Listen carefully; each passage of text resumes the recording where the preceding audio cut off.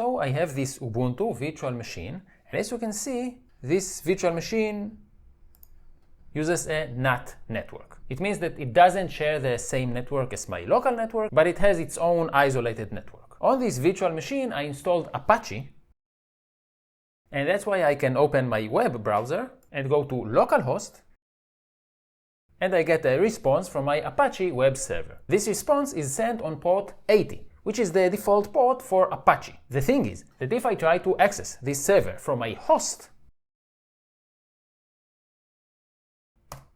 it fails and I don't get any response. And this is to be expected, as my host and my guest are on two different networks. So what we're going to do is use port forwarding to allow the host access this web server. Let's turn off the virtual machine. And let's get back to the virtual machine manager. And here I'm going to choose network. And as you can see, the network type is NAT, and this is not going to change, but we're going to click on advanced. And now we need to choose port forwarding. And let's add a new entry.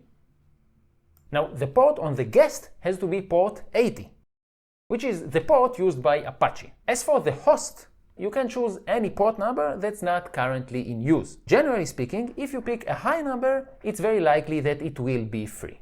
As an example, I'll go with port 8080. And let's click on OK. And just like before, we can open the web browser inside the virtual machine, and we get the response from Apache. But now we can also open the web browser on our host and go to port 8080, and we get the response from the same server forwarded to this port.